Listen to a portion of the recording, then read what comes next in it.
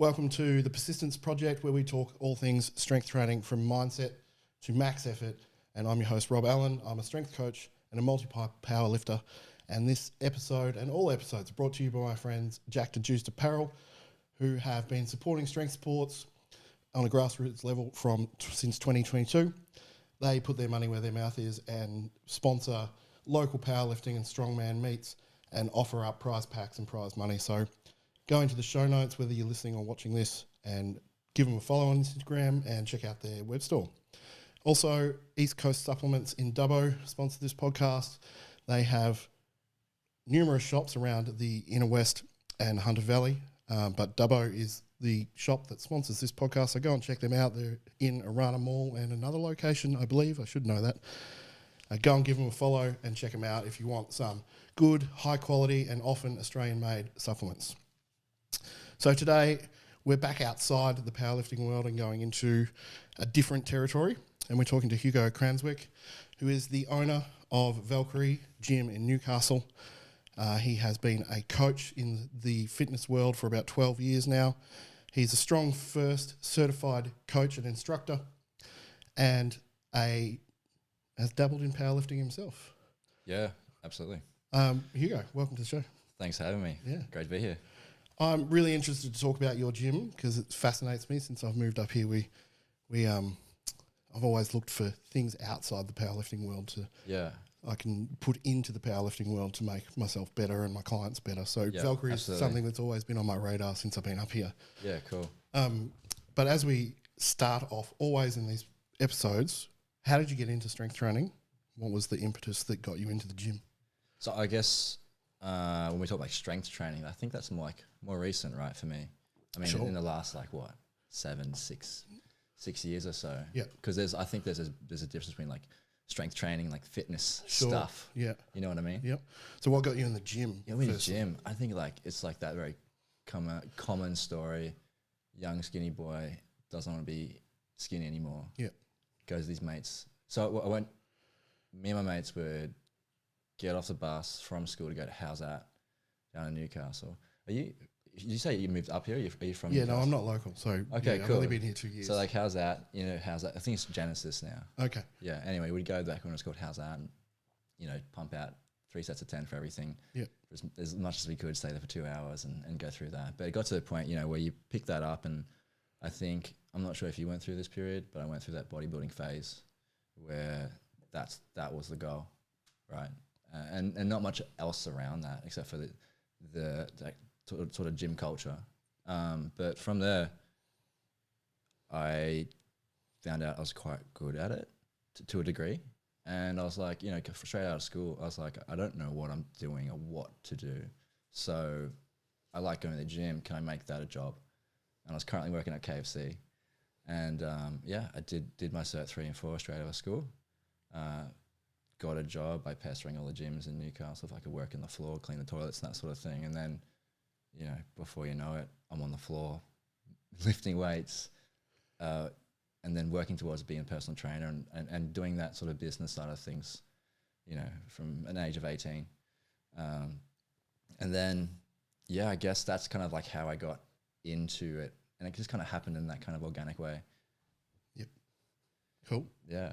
And so you did that, like when you first started going to the gym, it was with friends, not by yourself yet. Yeah. So it was a bit of a communal training aspect. It was a friendly, social sort of thing as well. Yeah, I mean, it was like our social time, right? Yeah. You finish school and you go and you hang out at the gym for a while. And I think I look back on that period being like a very, there you go. Yeah. I look back on that period being like a very romanticized about it. You got not much of a job. Mm-hmm. You got nothing else to do. All you're doing is, eating, going to the gym, training, going home, going to work, going back to school, rinse and repeat. Like, it was a period where I'd train at like ridiculous hours of the night, like 11 p.m. because that's when I finished up at KFC, right? So I'd finish up, my mate would pick me up, we'd get on the pre-workout, go into the gym at 11, spend a couple of hours there, and then, miss the first 2 classes of school, rinse and repeat. Yep. And that was like it was an enjoyable period to kind of like experiment with what the whole like lifting weights was. Yep.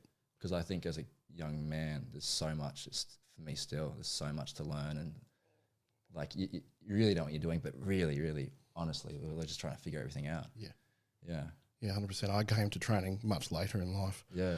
But I definitely had that period where I was just all about, what does this do? And what does this feel like? And how can I make this work? And like really that kind of intuitive training around just feeling everything out and figuring it all out, finding out how to get that mind-muscle connection. I think a lot of people go straight to coaching now and they miss a lot of that. Yeah. But I think a lot of common threads between coaches is that we often went through that period where we really tried to figure it out on our own.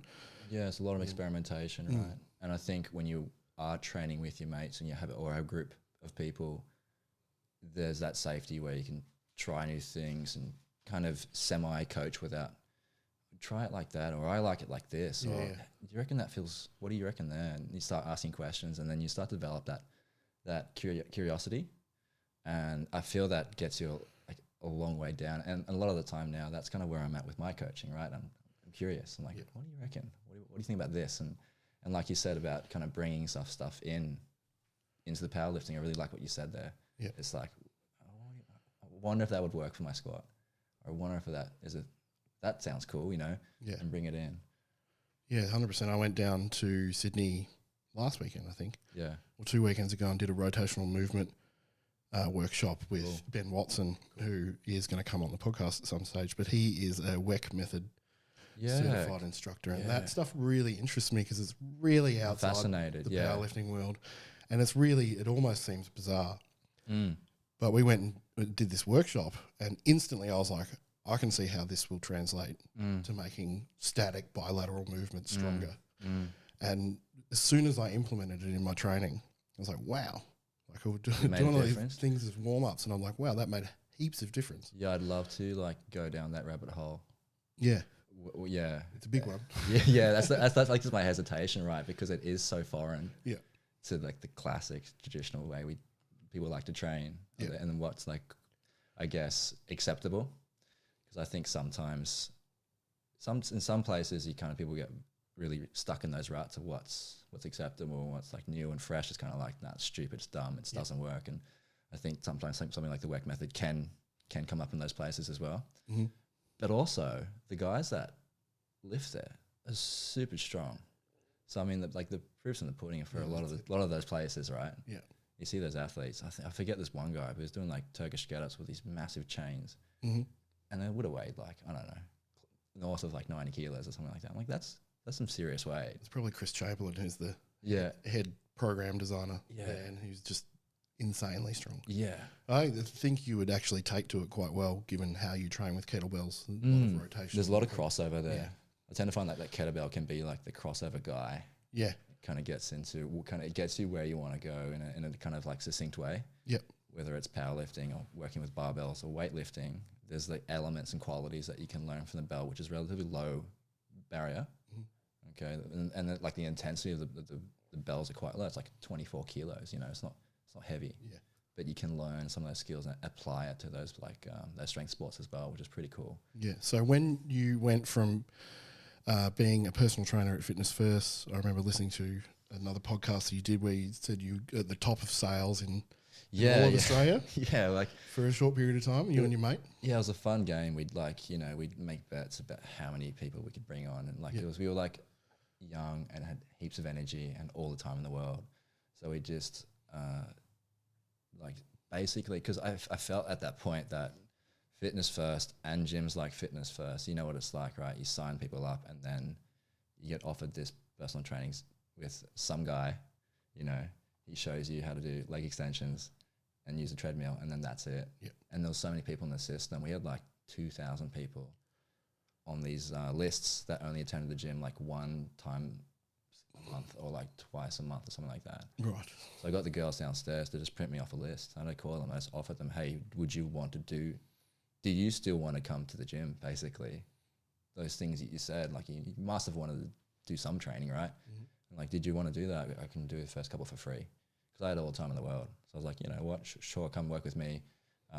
If you like it and you want to move forward with this, we can do some work together. Yeah. But that was a really great way to work with a lot of different varieties of people. and it was a nice way to kind of access people that felt like they'd given up or failed at trying to get strong or on that pathway to, because you know what it's like, there's so many people that you probably come across and have success stories with, right? It didn't work out, then they found you, then they started working. Now it's all happening. Everything's gelling together. And there's a few people we got from those lists, and we just basically just kept calling these people, and then one thing led to another. It worked quite well. And at that point, through the Fitness First system, and that we were like 1 and 2. I like to think I was number 1. But boss didn't tell us. Through sales, basically bringing people on and working with them like in a personal training means. So that was good. Yeah, and so where did the disillusionment with that system start to build that you wanted to move away from it and start something like Valkyrie? That's an interesting question. I feel like they're really good at kind of bringing trainers on and showing them like the highlight reels about their gym and how many clients you can access and all the money stuff. But what the disconnect is between like, I guess like the people working on the sales team, because it's just sales, right? It's a full sales thing. So these people don't train, have nothing to do with exercise, right? So there's like that first point of contact from getting someone through the door, getting them in the gym, that these people aren't really servicing them in the way that's meaningful or like going to lead down a path that they actually find success. Sure. So there was that, and we were seeing that on the floor, because the only people that would thrive in that environment were, I'm not sure, it was like the bodybuilder or the fitness chick, the highly dedicated person, or the person with probably a lot of good habits going on already, and the people that were struggling, that probably needed this probably more than those guys. Really, it was more like a health thing at that point, rather than I just want to look awesome. We're getting let down, and so it was like that system was kind of like pretty broken. It was becoming more obvious as I got and matured as well, because I jumped around to different gyms, because I think Fitness First gave us about 20 days to get out of there when they shut down in Katara, and we're like, well, fantastic, So we had to like get our client base and move around the different gyms and figure out, and we kept coming up against the same issues where I want to do this thing, which is coach people and work with people and help people. However, the physical spaces, these facilities we have to work in, it seems like we're just getting shot in the foot like every week. Yep. There was a lot of rules around what we could do, and they weren't really interested in what we had to do. They were more interested in getting people through the doors in that kind of business sense, which makes sense. Like, I can get that. I understand that. But if you're thinking about like fitness professionals, like coaches like you and I, there was no real space for that to develop and grow into something more meaningful, like what we have now, and kind of diversify into the sort of ways that coaches kind of find themselves now. Sure. And I think that's why you're probably seeing the surgence of like online stuff generally. Yeah. Right. People are looking for someone that actually looks out for them. Yeah, it was like people that look out for them, but also the coaches are trying to find someone where they can do it their way, like the way they want to, and service the people, like, really hit that niche in the way that's meaningful for them. Yeah. But yeah, it got to a point where I'd been through that process of moving gyms where I think I sent a letter, I just quit straight up. Yep. And I went, all right, we're going down the park. I can find some bells here. I can find some weights, and we're just going to train wherever we can, basically. Yep. So I got this like truck of mine. I'd fill up with kettlebells, and I just roll down to the park at like bullshit in the morning, and like have to fight off the Aussies. And I remember getting like those dollar coffees, and because nothing's open at that time. It was like a real like kind of grassroots way, kind of doing this thing, and I was doing that for about a year, and mixed results, because not everyone wants to train in the park with my shitty weights. I think there's a certain experience they were used to coming into a facility versus like hanging out with me down the park. A little bit different, right? But then we found a spot in Mayfield, which is where we are now still, and opened up our own space. Yep. And just try to figure that out, still figuring it out. And so where was your transition or your interest born in the kettlebell specific stuff? To be honest, I never like I didn't like them to start with, but because I was like I like the bodybuilding style. That's what kind of where I was and where my development was at the time, but when I was like newly into the personal training scene, and what I found that is I started working with kettlebells and learning about kettlebells like quite effective to people I was working with, and I could get results with them and they could enjoy it and we could teach it, and there was a element of like kind of mastery and skill required to kind of wield one and progress with them in a certain way. And then I just started discovering that the kettlebell is very similar to the barbell in that way. There's a certain technical skill that comes with it, and that I found that like fascinating, because that idea that anyone can learn, just like you and I can learn how to play chess. I don't know if you play chess. I don't. My wife's tried to teach me. Yeah. But I don't like losing. So Yeah, just like annihilating you in chess. Did you learn anything? It's like, yeah, that's checkmate. And I'm like, I don't want to play this game anymore. Yeah, I'm done. Going away. Just like you learn how to do that. So if you can learn how to lift weights, which is like a really cool concept to me at the time, and it still is. It's quite novel still. So then we started treating it like that and kind of figuring it out as we went at Valkyrie Gym, which is where we are now in that space I mentioned. And it started to unlock a different type of person who wanted to train, wanted to get stronger, could really get into that idea of, if I just spend time with this and learn how to do this, and I can achieve the results that I found that were maybe not advertised as being accessible for me. You know, if you're not that jock or the bodybuilder or that sort of person, it's, I guess, that general gym culture, like the general fitness world. You know, everything you see online is especially, right? It's like super attractive people doing strong things. You're like, great. Well, that's not me, right? Yeah. But the reality is that everyone can learn how to do this. And that started to really appeal to me, who I was working with. And then a lot of people started like, that's really cool, actually. Yeah. So that kind of led us to where we are now. So you opened the gym in 2017? Yeah. And it's been in the same spot? Yeah. We've been here, yes, like what's that, 7 years now, roughly speaking.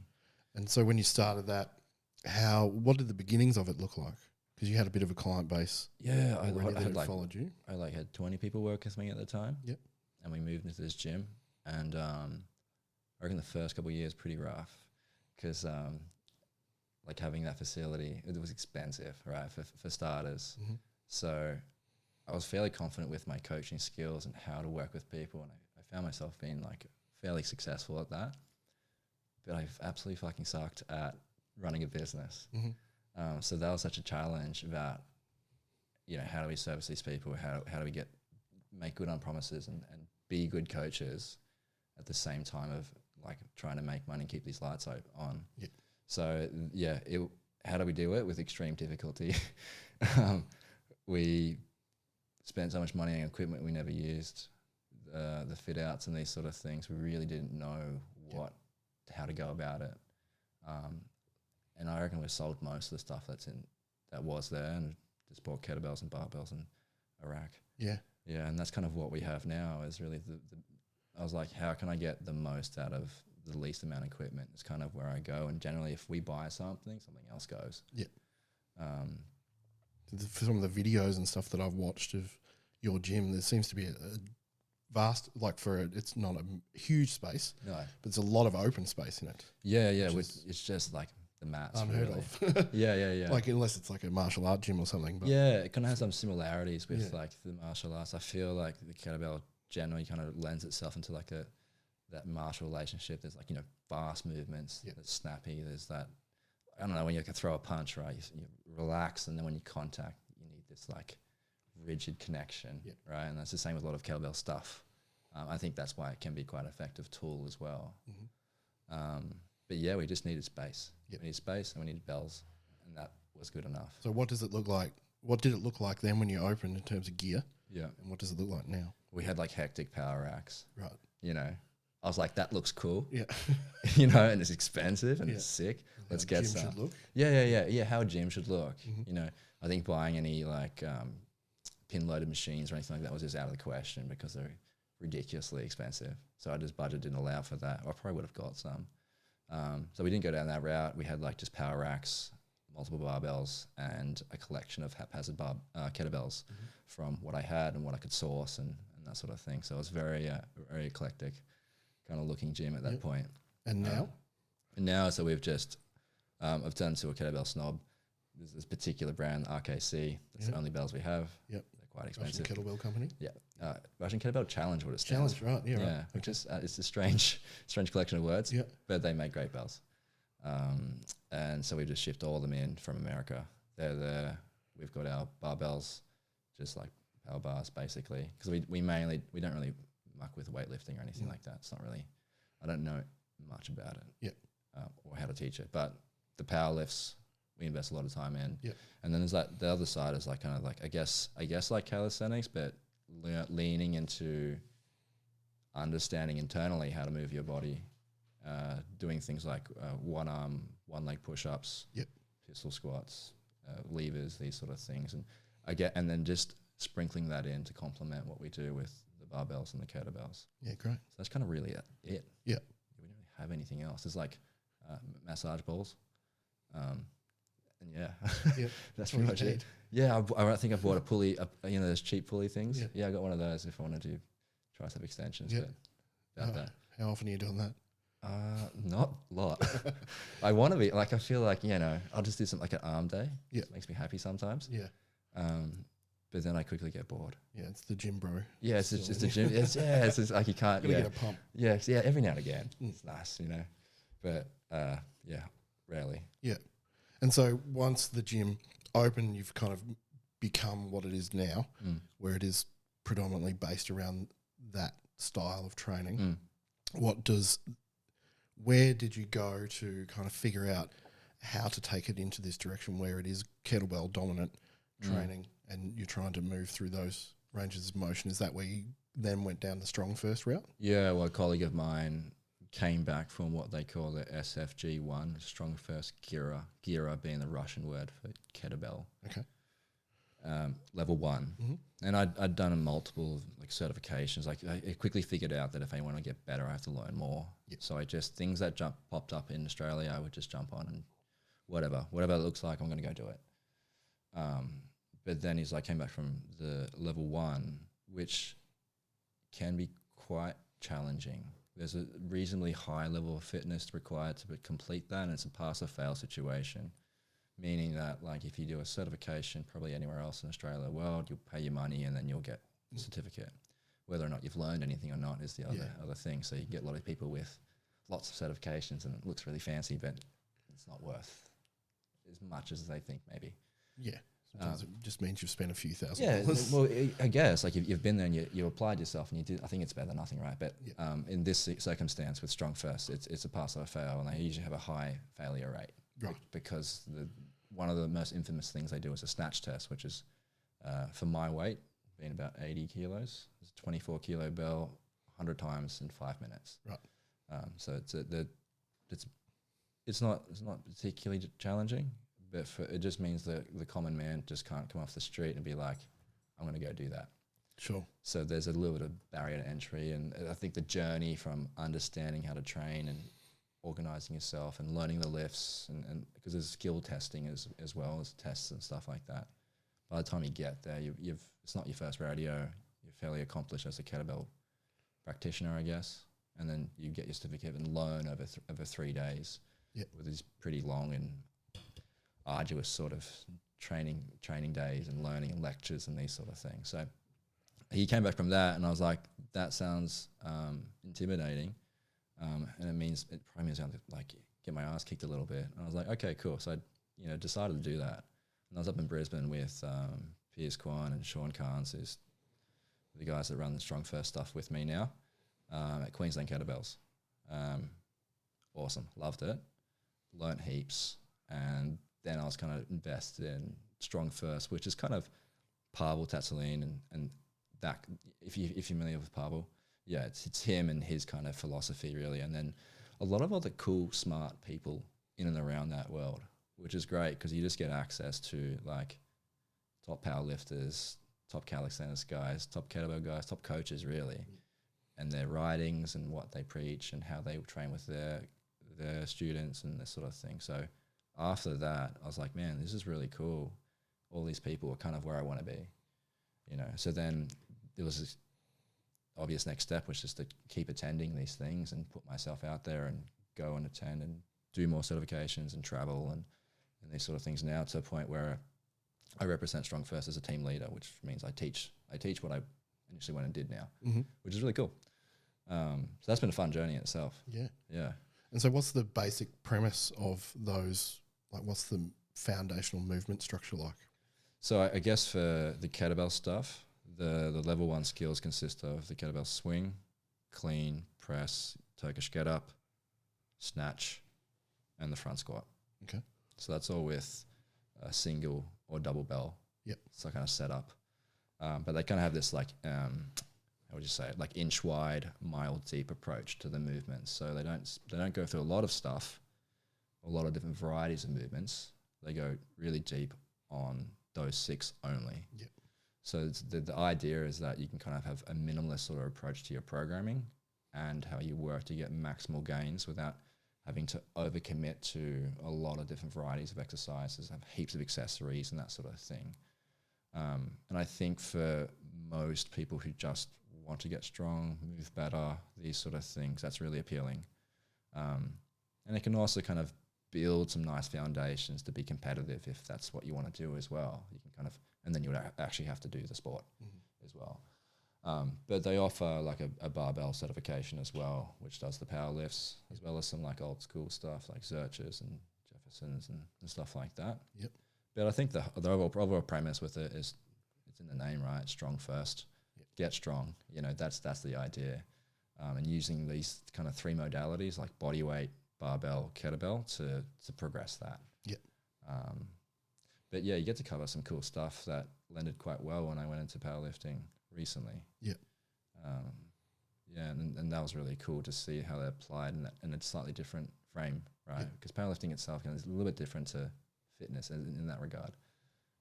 Well, definitely when you're honing it into the performance of the sport itself, and not just training powerlifting. Yeah, you're not just doing the lifts. You're trying to compete. When you're trying to funnel it into the ultimate expression of those 3 lifts on the day, it does transfer itself to be different. But I can see how that, and obviously transferred your upper body strength is quite remarkable in terms of how it transfers to the bench press. Yeah, you bench pressed at your first comp. Yeah, 150 or something. No. My bench press is my weakest lift. It's I was like 125. 125. But missed one. Yeah, it was good. I mean, like I'm happy 80 with kilos. It. Yeah, it's pretty good. Yeah, I was happy with it. I found like the deadlift was good. I put 250 on the day, where I which got 50 from.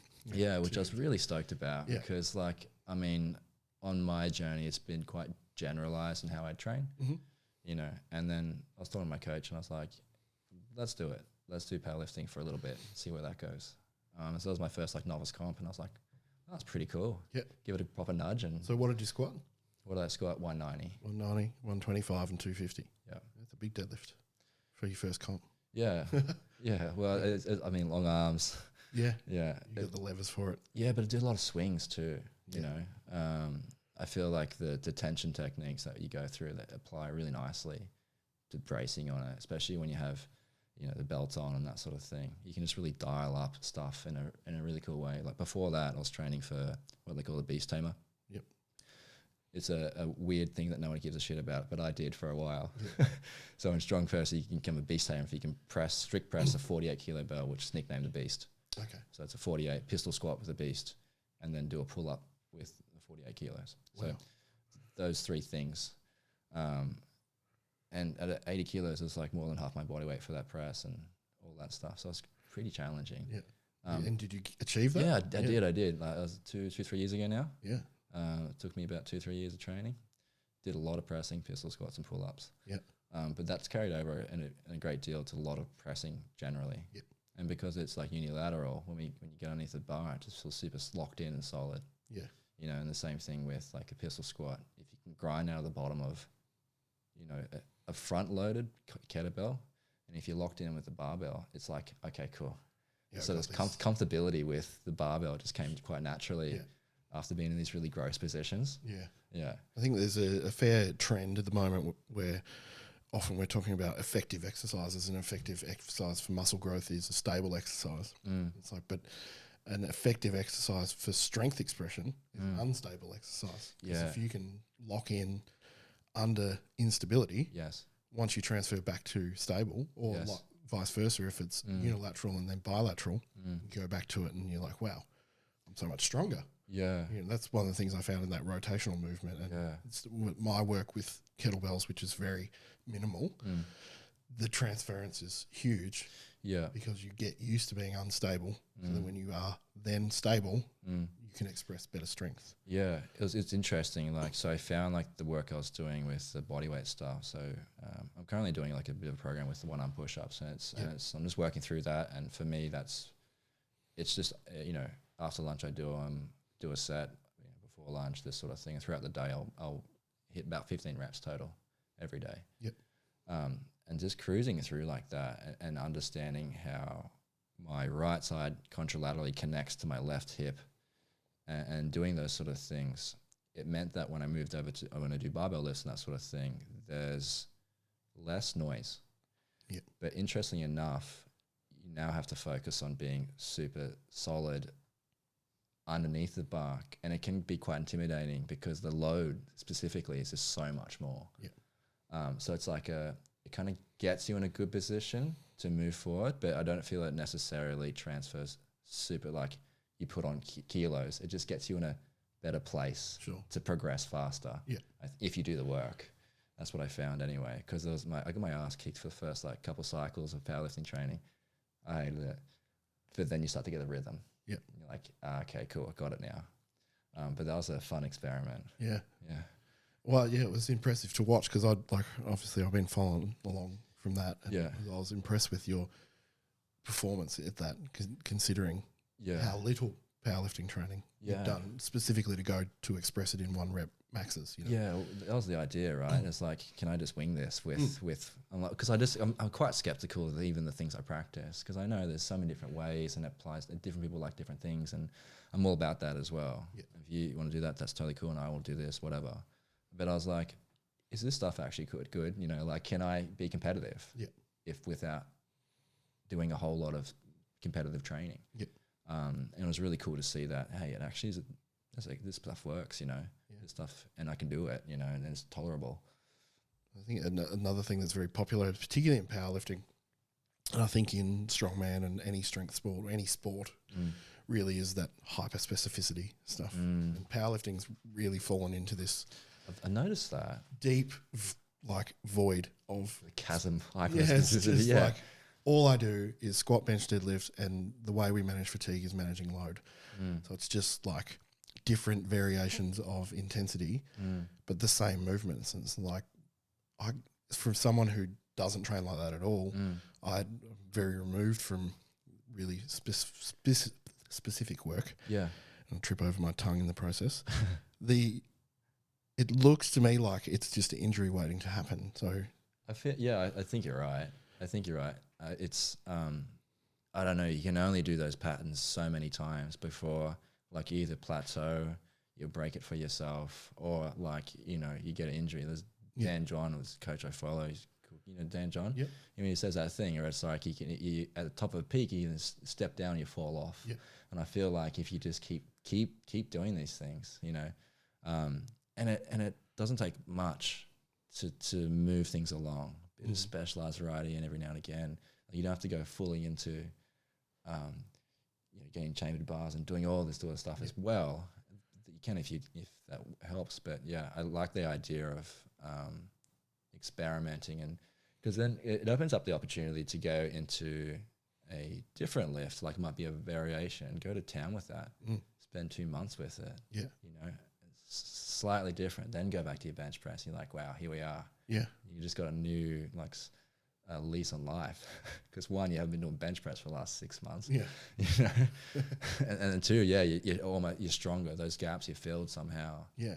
I think that's a really interesting point to hone in on that a little bit, is that it is, if you think there's the old the big rocks theory, where you get a jar and you fill it with a big rock, and it's like, where you can put a bunch of big rocks in it, and then you can fill it with gravel, and you can fill it with sand. It's the same in training as it is in life, that the big rocks are great but you need to fill the gaps for it to be a solid foundation. So training just in a specific way, it really interests me because I see people getting really good results, but it seems like it's very quick results and then they're out of the sport.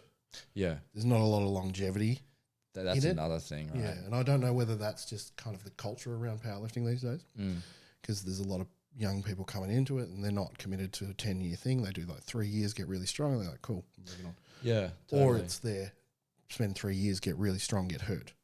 Like yes. Which one is it? I don't really know. Yeah, have this injury and spend the next 2 years trying to work back to it, and then you know what, I'm out. Or, you know, I don't have the fortitude for this. Let's just move on to something else. But I can't speak on that too much because I've only had a short stint in powerlifting. Yeah, and I know that like the work I was doing, then the volumes I was doing did impact me, and I was managing that fatigue array, and I did that one comp, but I can't say I've been back to be like, cool, I'm ready to go through another round of that. And I admire like yourself and a lot of powerlifters that do that, and like I follow a bunch of them doing it, multiple competitions, you know, working out with ridiculous loads.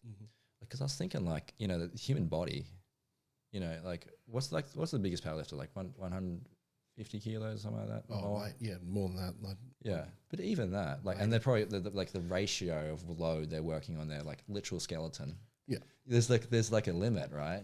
And I was thinking that because I wasn't used to working with those sort of loads, and that at that sort of volume as well. I'm like, my body is just getting brutalized with all this weight. And I'm like, I got to find a way to make this sustainable. So I'll probably talk to you at some point, like when I get stuck in that cycle again. But well, it's building up the bone density. It's like you might be able to do it. Like there's two things to consider: is like, can your tendons handle it, and are your bones sufficiently dense? Yeah, enough. And this is why a lot of people kind of buck against this hyper specificity stuff. Yes, because they look at powerlifting as like, well, if you want to express the ultimate, if you want to squat 400 kilos, you have to be strong enough structurally to squat 400 kilos. Yes, not just muscularly. It has to be structural foundations that have built up. And you used to see in powerlifting, particularly, that around late 30s, early 40s is when people got the strongest because they'd spent 10 years building that. That's so cool. That foundation. And now it's all the 23-year-olds are really strong. Yeah, right. But they're not lasting. Yes. Well. So I think like the strongest people I know are the oldest people doing fitness stuff. Like my coach, Sean Carnes, he's a big dude, ex-competitive swimmer, but he's been doing this for like 30, 40 years or something like that. He's a very smart guy as well.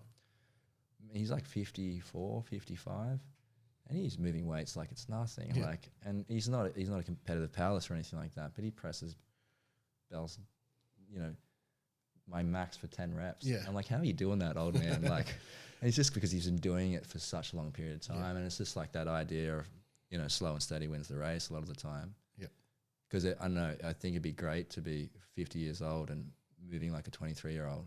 Or moving load like a 23-year-old as well. Yeah, I think it comes down to like the question of longevity, whether it's important or not to anyone. Like, do you want to do this sport or do you want to train in the gym? Not even a strength sport, but just do you want to be training for 20, 30 years? Yeah, I think that's. Or do you just want to blow it all out in 5? Yeah, so I think I'd rather be the long haul, right? But then if you look at like culturally what's going on in wider society, yes. It's the same thing. It's short term. Yeah. Yeah. 5 years is about as long as anyone can think about planning for anything. Totally. Yeah. We funnel down to this place where everything is short. You know, the format is short. Even podcasts, we're having to chop up into like 3-second videos. Yeah. Which is a shame. I think back to the gym stuff, like what we're trying to do is just encourage our members and that sort of thing, that the long form's where it's at. Yeah. Because it really is though. Like, and that's right. Like right now with where I work, I don't do any of the shorter classes. I love to do the workshops. So I spend 12 hours talking about something, you know, because I can really go deep, and that is really what I'm passionate about, is really going deep and understanding these concepts. Yeah. Because it's cool, like you said, like a little bit before, it's like, how can I apply this to my training? And you only get to that point if you're open enough and you have these discussions and you talk to people that don't want to bite your head off at the same time. Yeah. Yeah. And get to the place like, oh, that's so cool. I'm going to invest in this and go down and explore things. Yeah. And I think that is why I keep training, because every time you're working on the floor, you might be just doing like, what am I doing right now? I'm just doing cleans and presses. That's all I'm doing. But every single repetition, we can start to think about those movements a bit more, get deeper. Yeah. And then I think it's a cool thing that I'm very grateful that I'm coaching, because I get to play with that, with who I'm working with. And I've always found that the more I coach, the stronger I get as well. Yeah. Because you get those little aha moments and they go, that's so cool, and that worked with that person. Yeah. I want to go back in the gym. I'm going to figure that out. I think I'm smiling at that because I do exactly the same thing in my expression of telling someone what I want them to achieve in a certain lift, or how they have to, what positions they need to get into and what they need to be feeling. I'm like thinking about, how do I do it? So I'm figuring out these things through my discussions with my people. Yeah. And vice versa. It's like I'll be under a heavy squat or something and I'll be like, I need to tell such and such about this. So I think this thing's popped up. Yeah. It's just like, that's this. I need to share that with everyone, or I need, like, it's for a specific person. I'm like, I'm remembering this cue because I think that'll really help them. It's that kind of thirst for more. It's not just more for the sake of more. It's like learning. There's like a learning component, but there's also this like idea of like, for me, I want to get as strong as possible. That's the goal, right? Yeah. Okay, and how do I get as strong as possible? Is continue to to learn as well. So it's like there is a certain feeling that it's a great experience learning new things and having those aha moments, but it's like an encouraging thing as well to keep going deeper and deeper and deeper. Because we all know, like, the person, like those guys, like the greats that can deadlift, and they have deadlift seminars, sellouts, right? Because this person's done tens and thousands of repetitions. They understand this movement to the ninth degree about how to do it. And then, and then that thirst for information now means that I'm going to get stronger too if I keep continuing this. So it's a really cool thing. And it's a shame that it's so hard to get to these more long format workshops, that sort of thing. It's like, I think because Sean Carnes tells me the stories about how he got involved, and he's flying different countries because that's only place Pavel is, and they're only speaking Italian, so he's got to learn, get a translator, and figure it out. It's like real old school shit, and it's a little bit easier to access now. But getting people to understand that, I guess, getting around to that, like, no, you want to spend more time. It's like that YouTube video probably isn't sufficient for you to master your back squat. It's great tips. Yeah, that tips are great. Like 30-second reel is not going to revolutionize your training. Exactly. Yeah, we need to go deeper with this stuff if you really want that that outcome, which is I have next to mastered this movement, or I can move double body weight, or whatever that milestone is. That means you're strong enough for whatever you want to do. You really have to go deep with that stuff. Yeah. I think as a coach, like you almost have to, if your people don't have that, you have to try and build it in them, because they're not going to get better just through you. Exactly. Like, you're there to guide them in the direction to get better, but when they've got that thirst and desire to learn as much as they humanly can, like, okay, this person's going to go far because I can help them through all this shit. You can enable them to get these places. Yeah, I think it's been a cool thing that we've been doing for a while now, is hosting teachers to come through. We have this guy called Alex Salkin come through. He's got his own podcast. He's a really charismatic guy, but he's a calisthenics dude. Okay. But not only is he quite strong, but he has a way of communicating this way that's special. And we always try and get people, like, and he's from the States, so we flew him over and that sort of thing. We get some other guy from Colorado, Mark Shropshire, to come through as well. And these are cool guys. And because we have this space, and like, it's my space to do what the fuck I want, we're going to get this guy here, and you're going to come to it, hopefully. Yeah. And we can, you can only say so much. People are like, look, I'm just not interested. I'm like, that's totally fine. Like, I'm not, if you don't want to spend 8 hours with this guy doing push-ups, that's I get it. Like, I'm not upset. Yeah. But if you go there, you'll learn so much. And the people that always rock up for the workshops, they're the ones that are consistently breaking through milestones, consistently getting better. Yeah. And I've just seen it happen so many times. So I'm like, if you're really serious about this, please come learn. I'm going up to Brisbane to do this thing. You want to come, Yeah. And I think if you're also doing that, like, you're going up to, where was it, Sydney? If your people see you doing that, then that builds that culture around learning. and educating yourself and that sort of thing. And they go, well, my coach does this stuff all the time. Yeah. It's like, oh, it's probably pretty important then. Yeah. Yeah. I think it can be a bit of both ways. And I think people often rely on you to be the be all and end all of knowledge. Totally. It's like, well, I can't. I'm not that smart. Yeah, but I can't do it for you either. Yes. Like, you have to do it. Yeah. And part of you having to do it is you have to listen to me and take what I say, digest it through a larger audience. So go and watch YouTube videos and reels and all those tips, and come back to me and go, hey, I saw this. Is this what you meant? Yeah. Yeah, that's kind of the same thing of what I'm saying. Yeah, I think our role is just really providing a safe space where they can experiment with that stuff and feel okay that they might fuck it up and look like an idiot. And that's okay. Like, good for you for trying and like, you know, missing reps and that sort of thing when you're trying something new. It's okay. Yeah. And then our job is to guide that, and like take that and maybe let's try this now, and be that person they can keep growing with. Because I've had like a long-standing relationship. Like Andy was one of my clients from Fitness First Day. She still trains with me. Yeah, awesome. She had a story that she had a motorbike and then she kept dropping it because she couldn't stand on one leg. It wasn't strong enough to hold it up. Yeah, right. It was a little 125, like it wasn't a big bike. And I was like, oh, that sucks for you. That's really not good, you know. But now she like pulls like 120 or something like that. She's like this high off the ground. She's like a little midget, super strong. Yeah. And everyone looks up to her. She's like, she's very introverted as well. She never comes to the parties, never comes to the socials, just rocks up to these events sometimes and just like kicks ass. Yeah. I'm like, what does Andy do? I'm like, Andy's been training with me 3 times a week for the last 12 years. That's what she does. You know? Yeah. That's all. Yeah, it's a long game. It's a long game. Year, it's not next year. Yeah, she didn't do it yesterday.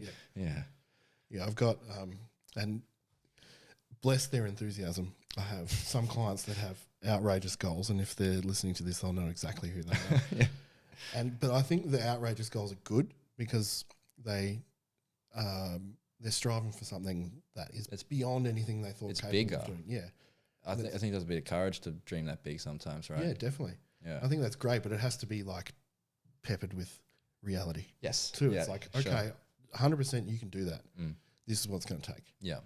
And it's like, are you willing to do all that? Yes. Okay, great. Let's go. You know? It's like buying a Ferrari. Yeah. You know, you want to buy a Ferrari, that's amazing. You probably do it. It costs $2.1 million and you probably have to like work every day of your life. Do you still want to do this? Yeah, I do. Okay, let's do it. You know, let's buy the Ferrari. Yeah, let's work towards that Ferrari. Yeah.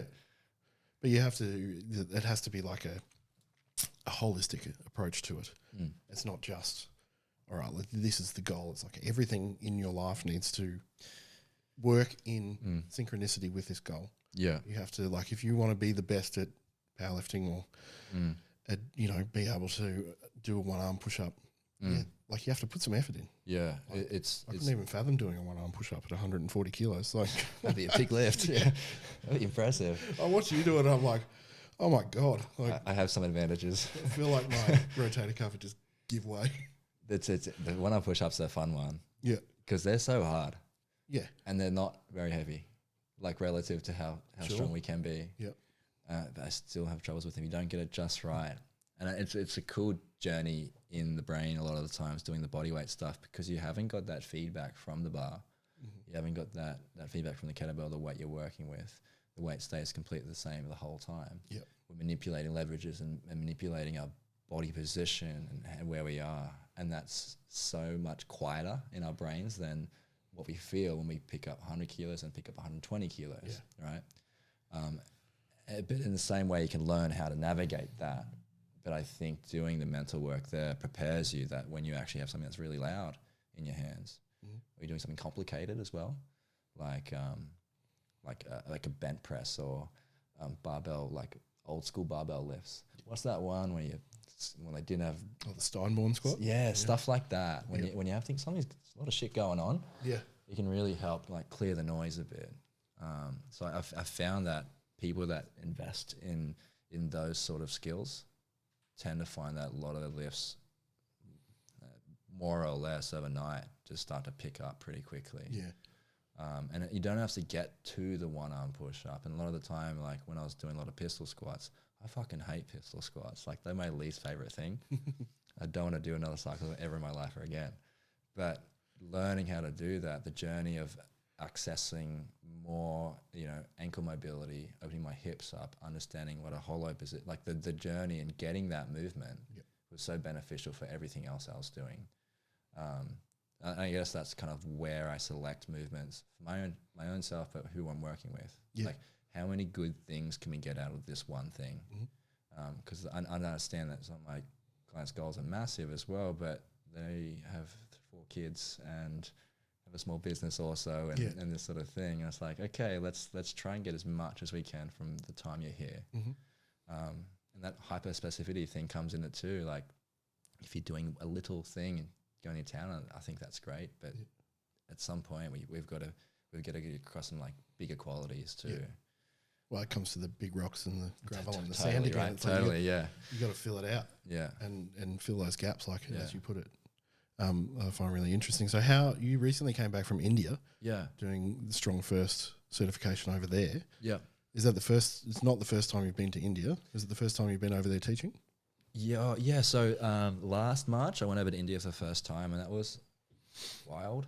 It's a pretty fun place. Yeah. I've not been. I have heard many stories, but it's kind of like, but it's just blown my mind again. So like, you go over there but you end up in a gym, right? That's the thing, and you're working with kettlebells. And at the time I was doing a bodyweight certification in India. Yep. And just how they communicate is so different, and that's what I found most challenging. So I was teaching a little bit. I was helping. I was volunteering more than anything. Yep. There was an opportunity for me to get around some smart people and learn things. Sure. Have my book out, writing things down every 5 minutes, and then working with the people that were doing the certification. But yeah, most recently I went to India again to actually be the guy. I was actually delivering the whole certification. Oh wow! With Sean, who's my coach. Yep. And that was a great experience as well. Long days, kind of coaching for like 10 hours. Yeah, and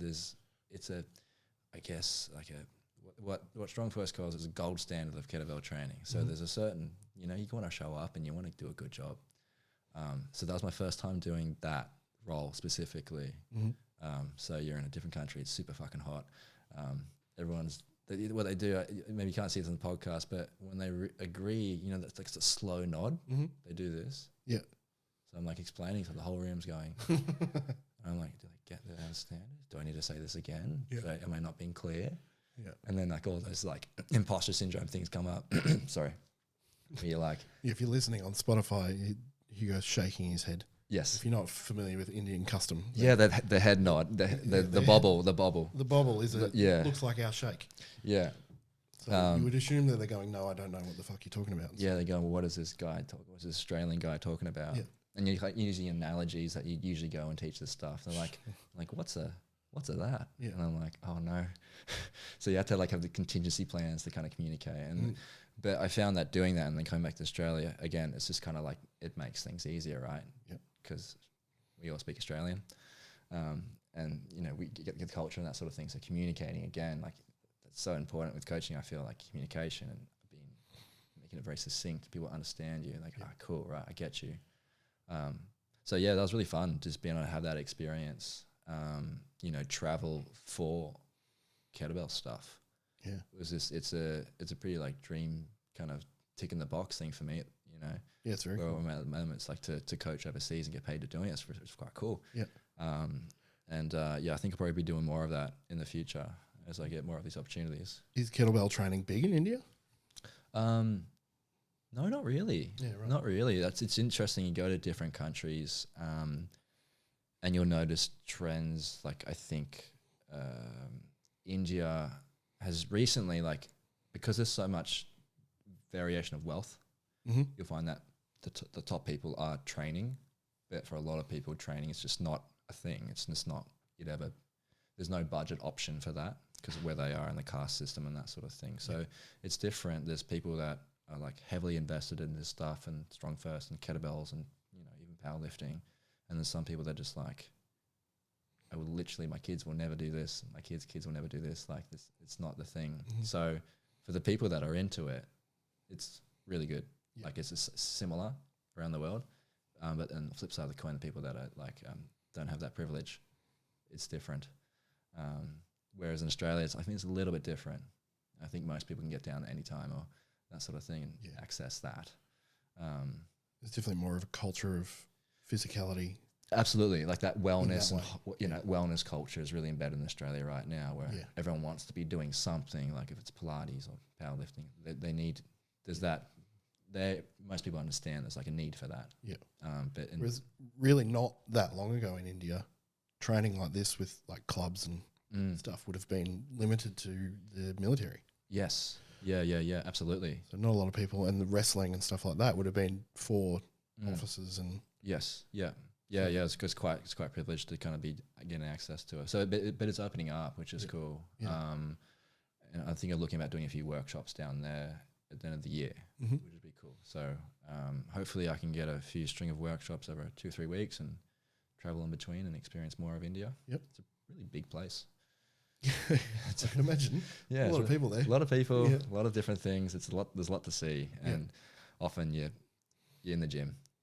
So when you can get a few days outside of the gym, it's really nice just to kind of complement the work, you know. It's funny that you put it like that. I think of like, because you're a musician too. Yeah.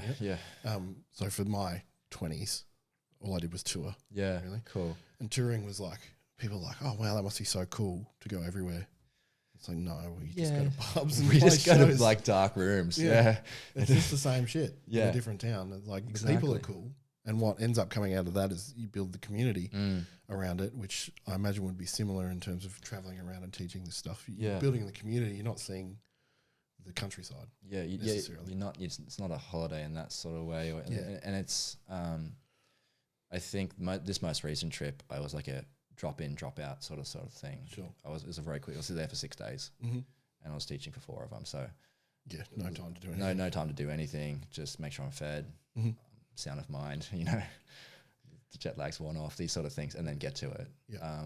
But what I thought I was in Japan earlier, and I was attending a course, so I didn't have to do anything. You know, I just have to learn, which is great. And I chuck another week on there, and that was nice because, you know, right off on tax, go down, learn this thing, spend a few days, and then, you know, was that a strong first course over there? It's called Original Strength, which is like an affiliate partner. There's these companies that do this stuff. Original Strength is for the layman, it's like a movement restoration system. Do some breathing. It's all very nice and lazy, actually. Which is why I like it, because you can get pretty good results by not doing much.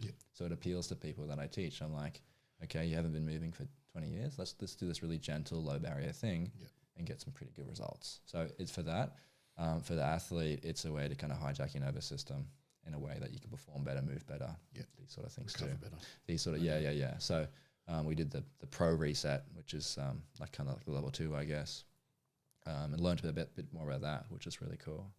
A lot of crawling, a lot of rolling around, eye and head connection stuff, and it's really cool because you can apply that. I was doing that stuff in some back squats and where your eyes are connecting to where you're going and that sort of thing, and where you're pressing from and all this sort of stuff. It's a big thing, that one. Yeah. So there's a lot of similarities there too. And in the OS Original Strength world, it has this like gentle way of expressing it. You take that, you put some steroids in it, you jack it up, and you go, cool, I'm going to use it in my back squat or my press overhead. You know, and I'm like, wow, that works. Yeah, that's cool. Added 2.5 kilos. That's sweet. Yeah. So yeah, it's cool finding these different systems and these smart people that have put this together for us. Yep. You know, so we can access that and learn more. And I think I get back to that, the ultimate goal, just getting stronger. Yep. You know, and sometimes it can look like rolling around the floor and doing some breathing, which is really nice. Yeah, kind of unlock those blocks sometimes. Definitely, I think the interesting thing about all of that is that, like, often you'll think, oh, who are the strongest people are competitive strongmen, powerlifters. It's like, we're strong at this very niche thing. Yeah. Like, I can't get on the floor and crawl around in a bear crawl for more than, maybe 20, 30 seconds. It's a struggle. Like, I used to teach in a gym where we taught lots of that stuff. And it took a fair bit of conditioning for me to be able to start doing that. Sure. And I went in at like 130 and dropped 5 kilos very quickly. Yeah. Just from doing like little micro sessions every day. Yeah. Teaching these people body weight movements was similar kind of clientele that not necessarily people who've ever trained, or people who've coming from injuries and rehabbing injuries and stuff like that. So using those tools is really interesting. And as a large powerlifter, I was like, I need to do more of this stuff. 'Cause that's strong. Like getting on the floor with my kids and carrying all three both my kids on my back like on the horse. It's strong and it's really important and it's meaningful, right? Yeah. And I think that kind of fills our cup. Definitely. As strong people, or if we're trying to be strong people, that's part of the deal, right? Is that we can be strong for others as well. Mm-hmm. I think that's a large part of like what I've noticed with the people I work with is that when it starts to click, when they start moving some weight, they're consistent with their training, they become strong people in their communities, in their families. And I think that's like a big one that we kind of overlook. It's really easy, like when we get like coach talk and we start talking about like percentages and weights and all this sort of stuff, and that's fascinating. Yeah. But at the end of the day, if you can't help that person be that strong figure, I think that's where we want to be putting a lot of our time as well. Yeah. I like to, and it's good, like indirectly we can do this because all we got to do is talk about bench press today. Yeah. Right. And then that person's chuffed because they had another 10 kilos. Hell yeah, great. Yeah. And they go home and they're here, you know, their confidence levels risen. They're this person now, and they can start to believe that they can be that person more of the time. I think that's pretty cool. I think that's a massive part of training. That is like, it's often talked about the mental health benefits of fitness and stuff like that, but it's not often talked about those trickle down effects of confidence and a self-positive image around and good mental health. It's like actually the carry-on effects is that you're better for everyone that's in your life. Yeah. Or like the rising tide. Yeah. It lifts all boats. It reminds me of meditation. You know that Headspace app? Yep. I used to use that religiously and not so much. Probably should get back into it. But there's a nice little thing they used to say in the recordings, and it was like, before we get started, just think about why you're doing this, who it's going to help. Yep. And it was such a nice way to come back to it. And I think we can do the same thing with our training. Like, before we get stuck into our session today, why are we doing this and who's it going to help? Yeah. And you go, great, I can do this with my kids or whatever it is, my family, my community. Yeah. I think that's a really cool, it's a great motivator, I think. Yeah, and I think that if people start looking at it, like it's not, what you're doing is not going to help them unless it helps you. So if you help yourself rise up to the challenge and get fortified in your mindset and your physical body and all that stuff, that's going to then carry on. It's not going to be better just because you're strong. Yeah. Your community's not going to be better just because you're a legend at your sport. Yeah, you're not going to get paid more because you... No. It has to actually have a positive benefit on you to then pass it on to other people. But you do see that happen. I see that happen a lot. And I think that comes down to a lot of what we have to do as a coach is where one of my acquaintances from overseas is Connor Karwowski. He's a multiply powerlifter and a conjugate-based strength coach. Yeah, he's coached a high school team for a while. I don't think he does anymore. He got interviewed by the local news station, and it struck me so vividly. This interview, he said, "We're here to make good people first, then make good athletes." I think that as coaches we should be. That's such a powerful statement, it right? Is. I mean, we've seen the opposite of that. Really great athletes, not awesome humans. Yeah. That's super powerful. I really like that. And especially in the highly competitive, it was an NFL team, I believe, not an NFL team, a high school American football. That is the goal that he has front of mind. Yeah, is my job is to make them better people. I think he's totally on the money there, because if you're doing that first and foremost, you're gonna have a great team. Yeah, they're gonna work together. They're gonna train hard. All the things he'd like them to do. Yep. If they're put together and they have these values that lead with what they do and who they act. Yep. I think that's amazing. Well, that will bring me to, you have a gym manifesto, which most gyms don't have manifestos. Yeah. They might have core values or something. Yeah, sure. But I love that it's called a manifesto. It's like being a punk rock kid. That's totally the anarchist punk kid. Just this is my manifesto on life. Yeah. I love your manifesto because your core values are, and correct me if I'm wrong, your first one's community, second one's mastery and empowerment. Yeah. Tell me why you chose those ones and what they mean to you. Well, I think it comes back to, and I don't think this is on the website, but what we came up with when we were kind of coming up with this community, empowerment, mastery, these sort of things, is the idea that everyone strength is for everybody, you know. And what we started to find when we started to teach the way we did and kind of hone in on these values, probably like haphazardly for a very long time until probably the last few years, we actually put a name to it, right? Is that we would see people that had really been let down by the fitness industry in some somewhat severe ways, and other people's more like passively. Like we had people get bullied out of gyms sort of things, or it was very cliquey, or the trainer. I think at one point was like they told, it was a heart rate monitor thing, right? And they had to get their heart rates up to, you know, on the screens and everything like that. Yeah. And they said like, my KPI is based on how your performance is. And this was at like a local, like boutique heart rate, you know, those sort of gyms. Yeah.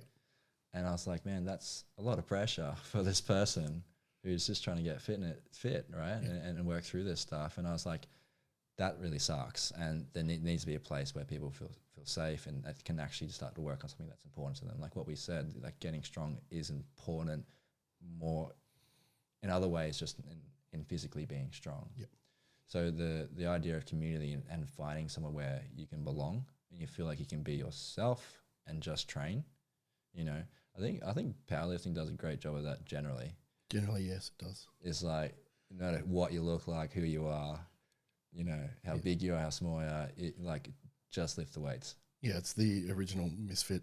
Culture. It's counterculture to definitely to fitness. And I love that. I love that. And the powerlifting comp I went to, there's a lot of misfits there, and I felt right at home, you know. And I think that's kind of divorced from a lot of gyms these days, and it's a shame because a lot of people get that imagery that I don't think I'll be welcome there. So having a community that was safe and where people feel included and like the belong was super important for us. Yeah. And to make that like clear as well, because I feel like those people, if you don't actively invite them to do these things, they're like, yeah, nah, that's not me. You know, that idea of mastery was like kind of how we coach and how we communicate and the skills that we do, and that kind of pursuit of just getting better rather than working harder. You know, I can appreciate the intensity of how you train and all this sort of stuff, and working hard, that's definitely valid and real. But let's make people better. Let's make them stronger. Let's make them, and getting down those pathways was something that we wanted to do. Because like what do they say? Like anyone can make someone sweaty, right? When we coach, we want to make someone better, improve things. And as a coach, that's super satisfying too, right? When you can achieve that and you're like, fuck yeah, that looks better. Yeah. That's it, you know. I love the moments when they feel it for the first time. Yeah. They're like, oh, that's what you mean. And you're like, yes, that's it. Yes, and everyone's smiling, both parties. Yeah. Yeah. I feel like I can express it more as a coach than as an athlete sometimes. If I get something right and I was like, should have got it right last week, you know, it's kind of have that mentality. But when my athletes does, I'm like super stoked. Yeah. There was this video I saw of a gymnast coach, and his girl hit what she was doing, and he's running up and down. It's Olympic, and he's just so happy. Yeah. I don't think you'd be that happy like for yourself sometimes. It's a bit harder, right? But what was the last one? Empowerment. Yeah. That idea that this stuff can have tangible gains outside of the gym as well. Yeah. And it's like, you can be strong, you can do this, and enabling people to find that pathway as well and go on to do the things that they want to do that's meaningful outside of the gym. You know, because if they can do this, like really for what we do at the gym, it's like, if it's not allowing you to kind of get to those places or go back into rock climbing or do jiu-jitsu again or things that you really give a shit about, then I'm letting you down. And we need to get there. You know, so I think that's kind of where we kind of ended up with a lot of those values, and it's largely what we make a lot of decisions with. We're a slow grower. We've been going for 7 years, and we're not pumping out 300 members or anything like that because we don't fuck around with that stuff. It's values first 100% of the time, and it's how we're going to do things from as far as we can tell. Yeah. You know, because the opposite is what you're seeing in the fitness street right now, where it's maybe a little bit of greed, a bit of ego comes out and this sort of thing, and then we see people getting left by the wayside. And you know, I think there was a time in history where gyms were a community place where people would come hang out, work on themselves, get stronger. And I love that idea of that. And I think there should be more places like that. So we wanted to, just make a space that people would look to us and be like, maybe that's how we should do it. Because that'd be great. If I had people like doing this and I had competition, because we don't, that'd be fucking great. Yeah. There'd be more people helping more people, right? Yeah. That'd be like, that's the ideal world. Yeah. Yeah. Yeah, 100%. I like that is its values first. Yeah. Always. I think that's very lacking in modern culture, is that you don't. Just been integrity about what you're doing, right? And I think, and I said this the other day after the last podcast I did with Chris Mott, is that you'll probably find a common thread with everyone that I speak to on this podcast is that they genuinely give a shit about people being better. Yeah. They don't, like, yes, they're goals driven. They're trying to get people stronger, but they are, like Connor said, trying to make good people first. And I think that's something I really want to keep as part of this. Like, that's part of my values, right? Yeah. So I'm leading with my values by doing this podcast. I want to show people that I believe share similar values and that they're trying to make people better. Yeah, and give that platform to speak on this stuff as well. I think it's super important. That's it.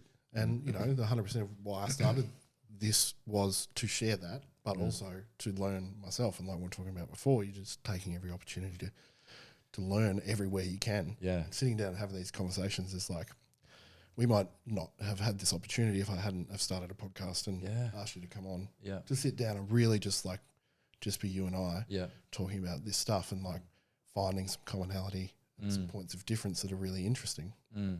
If we didn't do this, I think that's the important thing. But even though you're in the powerlifting world and I'm a little bit more removed from that as more of like a fitness guy, I guess, there's a lot more in common. We share in common than is different. Yep. You know, and that's kind of cool because like then you can start to, I like, I want to pick your brain on a lot of things, probably when we got a bit more time and maybe we're in the gym or something like that. But it fascinates me that I love that the idea there's so many different versions of this within the fitness world. Like you got, like I know a friend who's doing a lot of strongman stuff as well, and I follow along with that. I'm like, that's crazy. Yeah, it's fascinating. And then you've got your powerlifters and like really like as sharp as hell powerlifters, and then you got that like the wet guy doing this other stuff as well. I think there's the people that are making waves in the industry generally kind of do lead with values first. Yeah. Because they don't also compromise on their methods, which is that integrity too. Yeah. They go, this is what we do and this is why we do it and this because it works. And if it didn't work, we wouldn't do it, you know, or whatever it is. So they kind of live and die on those things. And that's what kind of why they rise to the top. Yeah. Why those systems are popular. Well, even like David Weck is a very interesting character if you've not listened to him speak. It's kind of like listening to a crazy man. Yeah. He's very smart and very switched on, but wild. Yes. I think. But his whole value around this whole new direction he's gone is every step stronger for everyone. That's his value to lead off this whole thing. He's like, he's like, I don't care if you hate me or think that I'm stupid or crazy. Yeah. I just want to give you something that's going to make your life better. Yeah. And that's like the biggest thing I'm going to take away from this conversation is that you share that. Absolutely. And like, I try and live that as well. I'm trying to live by action, and that action is to try and make the people around me better, and in turn, make myself better. Absolutely. I saw this quote by a guy called Ryan Hurst, and he's the guy from GMB, Gold Medal Bodies. They do, have you heard about them? No. They do gymnastics stuff. Frog crawls, these sort of things, up to like muscle ups and that sort of thing. But the whole thing is very approachable. It's not elitist or anything like that, because bodyweight stuff can sometimes get like that. Yep. People doing like crazy shit, and you're like, oh, that's not for me, right? But it's a nice system, and it's really cool. He said this thing. What was it? It was like, you know, find a coach that isn't interested in letting everyone know how much they know, but is interested in how much they can help.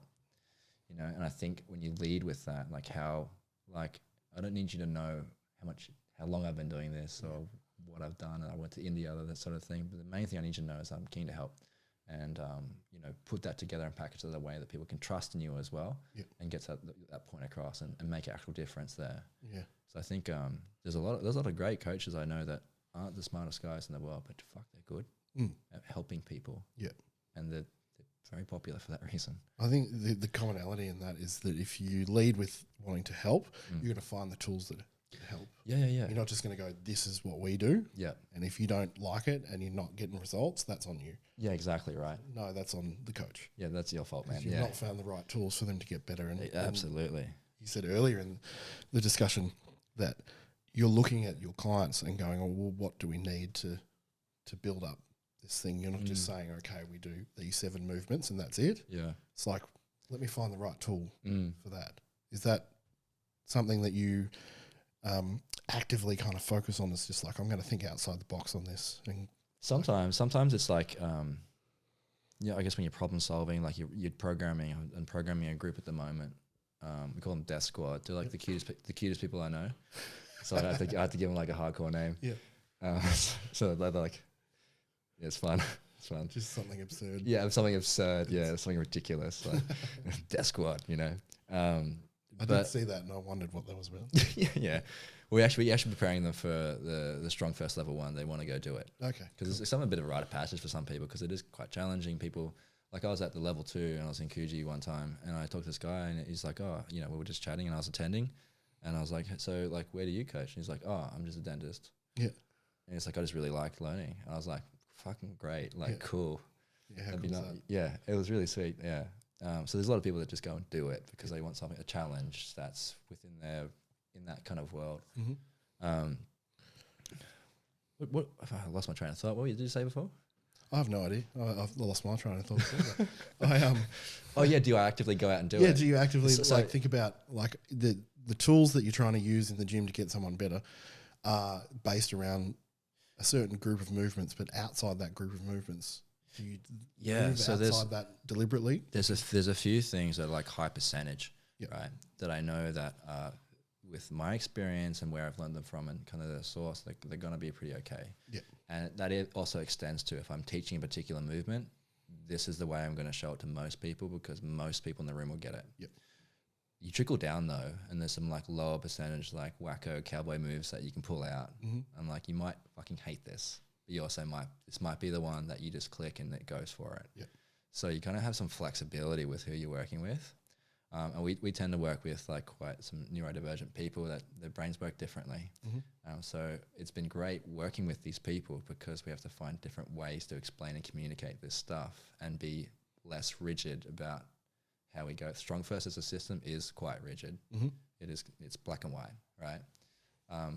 But understanding that and then taking that and picking and choosing what information you give to people is great. And then having complementary systems like OS and using your own brain sometimes to kind of pick and choose what's going to, cut through the noise for someone is really cool. So yes, there's probably some like black and white things where like, this is probably going to be good. Oh, this is what we're going to lead with.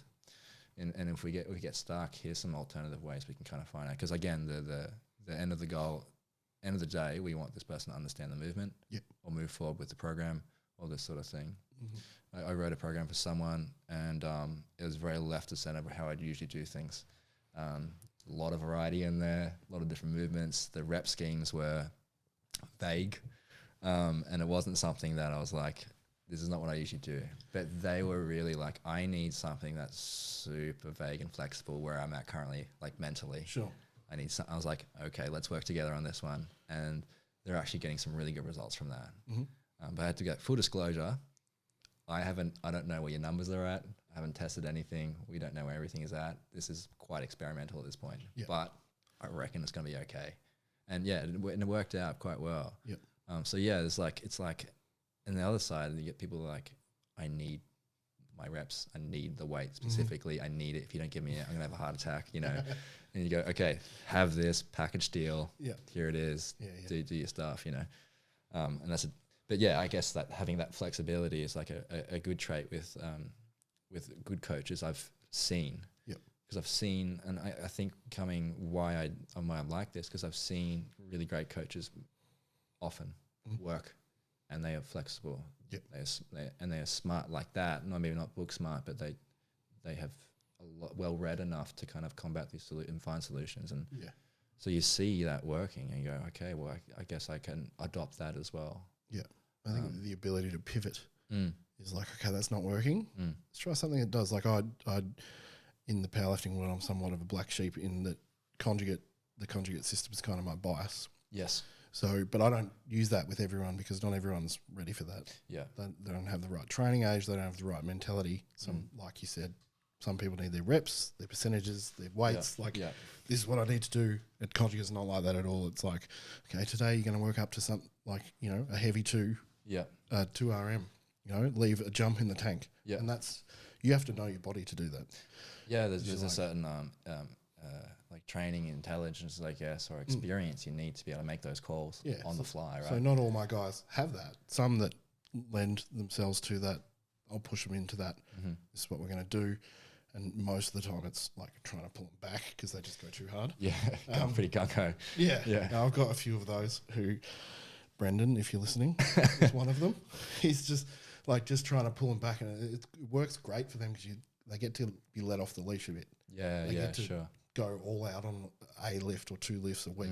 They just send it. Yeah. But trying to they go, okay, just send it, but leave it a bit there. Yeah. Some people can't deal with that. Yes. So they don't, and some people don't need it either, right? Some people need, if they want to do powerlifting, they need squat, bench, and deadlift because they're terrible at it. Yes. So you need to do more of it. You just need to practice these movements, But you also need the ability to pivot and go, okay, what I'm seeing in your squat, for example, is you're losing, you know, this range of motion here through because your thoracic spine's terrible. Sure. So we're going to do a bunch of work on building your upper back up. So here's a collection of movements. Yeah. Yeah. So I'm going to try this. We're going to try this for a certain amount of time and then go back to the straight bar and see what it's like. It's like, has it got better? Great. We'll do more of that until it doesn't get better anymore. Yeah. Does it get better? Yes, no. And we can, yeah. So you have that tangible kind of outcome. It's like, did it get better? Yeah, it got better. Okay, that worked. And being kind of brave's a pretty odd word to use, but being, confident enough to go, okay, we're going to try this as a coach. It might not work. Yeah. I think there's that first part, like trying something new and then disclosing that as well. Like, hey, I'm not the be and end all. Yeah. This is, I think this is a good idea. I could be wrong. Are you willing to go on this journey with me? Yeah. And then you're like, yeah, I trust you. Like, you know, I think it's going to be good too. That sounds good. And that's great. But like, I feel like a lot of people, I think especially a lot of newer coaches may not be able to have that conversation. Yeah. And go, yep, this is it. It's going to deliver, you know, 20 kilos in 2 weeks. Let's go, you know, whatever it is. Yeah. I've definitely been that person too. I feel like all the things I've said and I think I want to get away from, I was that person when I was younger. Yeah. So I've been doing this since I was 18. It's kind of like the only job I've really had. So I was that cowboy guy. Like I was saying things like, nah, this is the best way to do it. I won't accept anything else. You know, I've definitely done that. And I think as I matured as a person as well, you kind of get a bit more space to land on something that's more reasonable and statistically like a better approach as well. Yeah. Because you get better results generally if you have that flexibility. Yeah. And it's also, you've built some intuition as a coach. Where you've like, okay, I've tried this before. You've worked, like you said, you've worked with like this plethora of human people. Where you've got to see how the body moves similarly through everybody and how it moves differently for different body shapes and, you know, limb lengths and all that sort of stuff. All that stuff, so that's really applicable to then honing it into what you're doing now. I think, and not, you know, to not bring this back to powerlifting again is to powerlifting coaches who are like young powerlifters who get into coaching. They've not seen outside their world. They don't have tools to draw on generally outside that world. So like it's, you know, to make another kind of analogy, it's like tattoo apprentice. You know, I'm thinking of this because you're covered in tattoos and I'm covered in tattoos for people who are listening. It used to be that you did the hard stuff. You drew and you drew and you drew and you drew again before they even let you draw something that was going to go on someone's skin. Yeah. Let alone tattoo it. Tattoo, And then it's like, here, go tattoo this pig skin. Yeah. Tattoo this orange. Do all this stuff, and it's all that hard work of putting all the little gravel bits and around the big rocks. Earning the right to do it, like to work there and, you know, And so similarly in fitness, a lot of people now hyper niche themselves and only know that and then start coaching it. Yeah. It's like, well, what do you do when that doesn't work for someone? Yeah, where are you going to go? Right, yeah, it is problematic. I think there's a part of me that feels like, man, I wish I had that.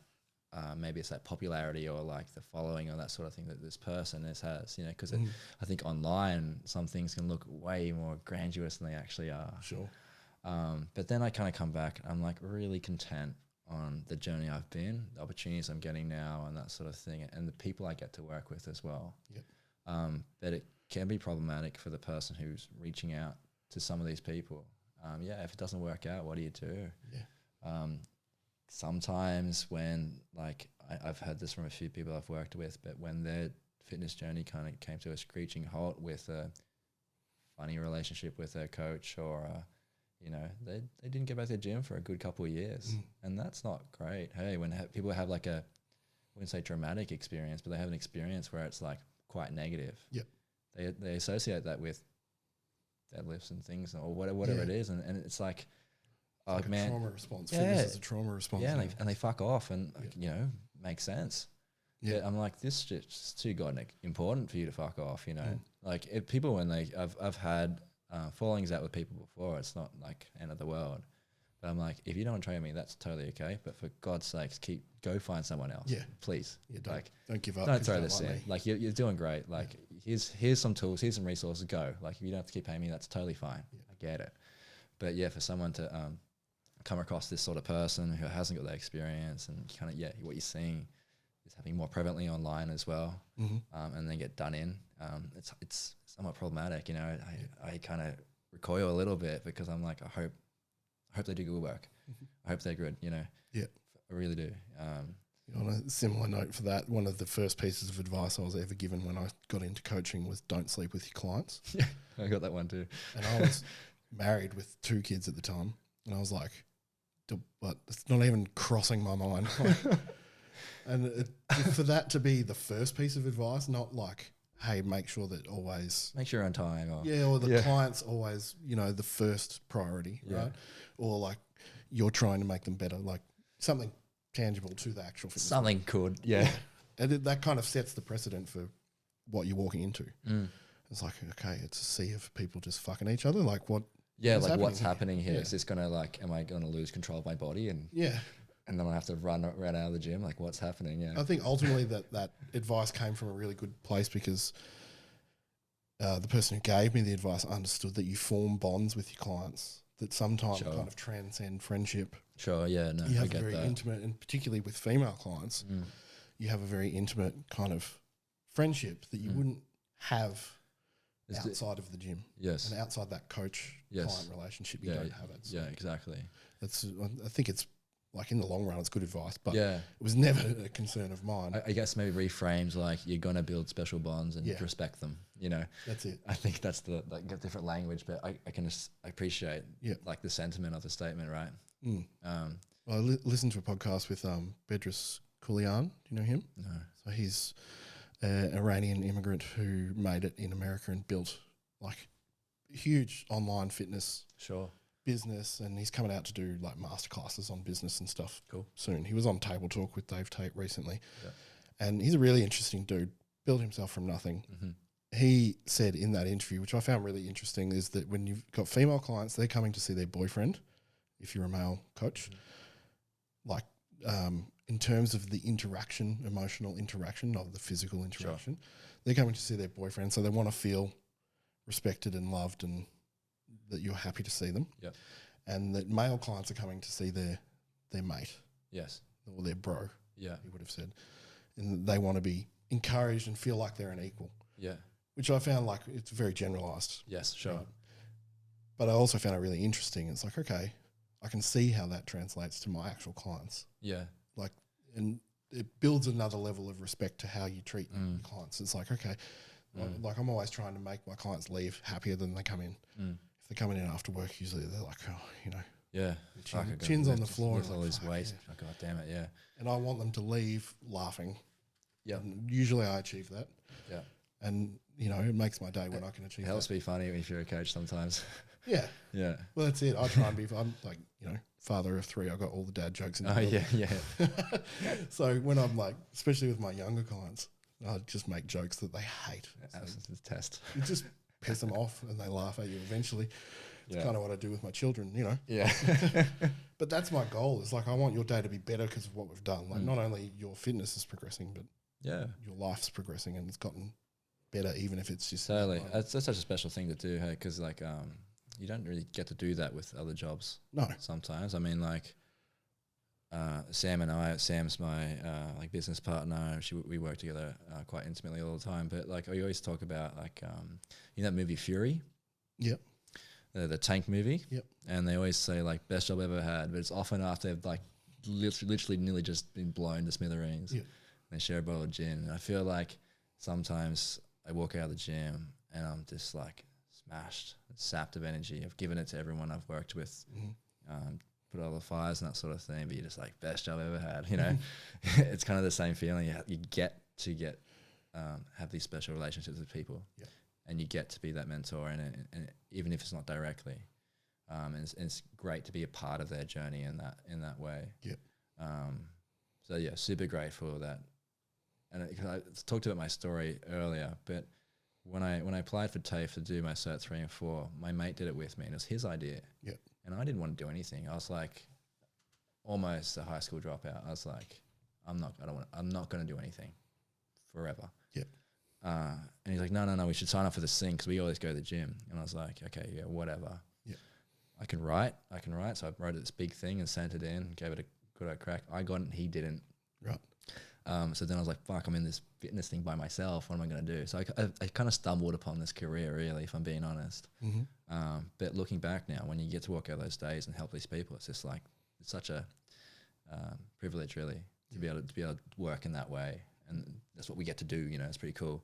When you're a kid and you first got into the gym, and just generally as a young man, was that kind of service a part of your life? Like, was giving back something part of your family life, or just life in general, or something that was actively not a part of your life? Yeah, not at all. Yeah, right. Yeah, not at all. So I was a bit of riffraff, you know, like I'd consistently get in trouble with the school and sometimes police and these sort of things. That was kind of, and by no fault by anyone but myself, which is kind of bit misunderstood and really just didn't get it. Yep. And I think, you know, anyone that's into kind of like heavier music or punk and hardcore, that sort of thing, kind of can relate to that sort of story. I think it's most people's upbringing, those feels at least, and, you know, so because of that, I didn't really consider myself doing anything that, you know, is like, if I could not work, that would be awesome. That was the goal, right? So I think where I went with that was like next best thing. The lie that we always tell new coaches, you get to work and you get to get strong, you know. No, you don't get to. Yeah. You get to work, all right. You don't get to. Yeah. Yeah, you get to do a lot of work. You get to look at kettlebells the whole time. Yeah. It was that was the idea. Like, I'll just do an easy job, which is coaching. Yeah. And you know, and then it was very selfish how I came to it. Yeah. But it was nice, like discovering that part of me that really actually cared about all the other stuff that we've talked about today. Was it a slow build, or is there a moment that you can remember where you felt that you'd made someone's life better, and that was like a pinnacle kind of pivot? There's been so many. I do remember one instance where I was with this lady and we were doing a sled push, and she'd recently gone through a divorce, and the weight was too much. I put too much on for her, like physically and emotionally, and she just broke down. And I'm like, what's happening right now? Because I was like 18 and she's a divorcee, and I was like, I don't think I have the tools like to be but nonetheless, I'm responsible for this person for the next 5 minutes. Yeah. And I was like, I just took that seriously, and I was like, okay, well, I have to be kind to this person, and it allowed me to kind of work through things that I wish people would do for me. There's this meme, and it's like, what is it? It's a big PowerPoint. This guy standing in it, and it's like, be the person you wanted when you were a kid. Mm-hmm. And that really resonated with me. And there was a similar situation with this lady. I was like, you can be that person that, you know, you can be that person. Yeah. And then there's certain, like, I guess, obligation / responsibility that you get when you put your hand up to be a coach sometimes. Yep. That you kind of pick that up. And I guess over time that just started molding that. And, you know, I was flexing that muscle so often that it became a big part of who I am. Yeah. And now it's easy to lean into that. And almost too easy sometimes, you know, helping people up all the time. Like, you know, borrow my car, no problem, you know. And you're like, oh, you know what, I really actually needed that car. You know, like, I did want that last Twix, stuff like that. Yeah. You give at the expense of your own self. Yeah. It's a lot better now. I think I've figured it out, or to a degree, but I think, initially it was very selfish, and then it started to transform into something a bit more meaningful, which is a happy accident. Yeah. I think something you said in there, which would be a pretty good point to end on, is that you realised in that moment that you could choose to be kind to that person, which is really powerful thing in today's age when we have demonstrably unkind people. Yes. Everywhere we it look. feels like they're everywhere, right? Yeah. But you do have that choice to be kind and, show some empathy and some sympathy that's well placed. And you, like, between the two of you, a 40-year-old divorcee and an 18-year-old kid, there's not much that is in common. Apart from your sharing emotions together. That space just right there and then. So that you're in that space. So, what would you want in that situation? And you would want someone to be It's kind like that bid for connection, right? And I think, like, as a coach, in a strength coach, when you have these relationships, you get to connect with people in that organic way. And it's a really cool thing to do and to lean into as well. And it's like a choice that you have to do it, because, like, I know, you know this too, it's not easy sometimes when you have to rock up at the gym and you have to work. But in the same way that my people walk out, or hopefully they walk out happier, if I'm in a bad mood, generally I walk out of the gym pretty tops if I'm teaching. I'm like, oh, that's great. Loved it. That was really good. So I think there's a mutual sort of experience you do when you're teaching for the people that hopefully they're getting a little bit of entertainment. Like, this is fun. I'm engaged with this and I'm learning things. I'm getting stronger. And then hopefully I'm getting something out of it too. I'm feeling helpful. I'm moving through this. I always say at the end of the workshops, like, thanks for coming, because I learn just as much as you do when you come in, because I learn things from you guys too. And it's been a great vehicle for me to kind of workshop a lot of my shit with working, not like on people like a therapist or anything, like, but like you're trying to work out how you operate and what's important to you whilst you're working in this job, which is really cool. Well, similarly, like I was saying, that, in teaching other people cues, I'm finding cues for myself. It's the same in terms of the kind of psychological aspect of coaching, is that you're learning stuff yourself, and often people will say stuff to you that you're like, holy shit. Like, you don't let them know that, because this is about you right at the moment, but you walk away from it. And I find similar things. I rock up to the gym tired, grumpy, something's going on that's out of my control, that's frustrating me. And I'll go through that session and I'll be better as a result.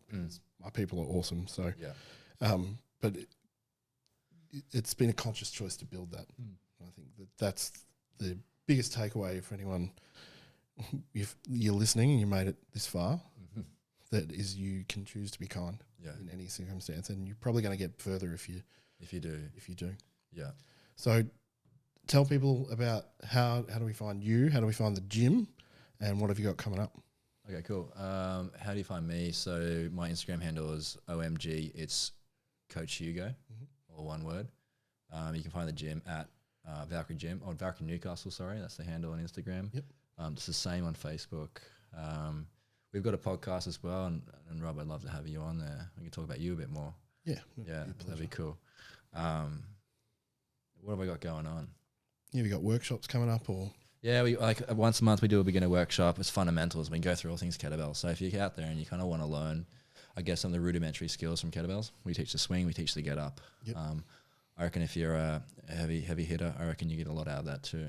So kind of add some different qualities to your movements, and I think that'd be pretty cool. But it's pretty cheap. It's about $60, and you get 2 hours of learning with a bona fide kettlebell coach, which is pretty cool. So we do that every month. There's some specialty workshops that come up as well. Okay, I think the next one we got is doing some deadlift stuff, and we're doing some kettlebell snatches as well. Cool. Yeah, which would be great. Most of that you'd find on your website? Yeah, you can go to the website. Zen Planner is the app we use, so you can just book in there. Yeah, cool. But the timetable and everything's on the website at valkyriegym.com. Awesome. I'll put all those clickable links in the show notes. Awesome. And I want to thank you for coming out today. Yeah, thanks for having me. That's been great. Yeah, awesome chat, and I look forward to coming to talk to you guys. Yeah. And I'm definitely keen to come to the gym. I'm going to come to one of those beginner kettlebells. Yeah, I'll flick you a thing when it comes up. Yeah. I feel like I'm not a beginner, but I feel like I will be a beginner once you start showing I me think how. you'll love it. I really think you'll get, especially like when we go through some of the building blocks for the get up. Yep. I think you'll love it. Yeah, awesome.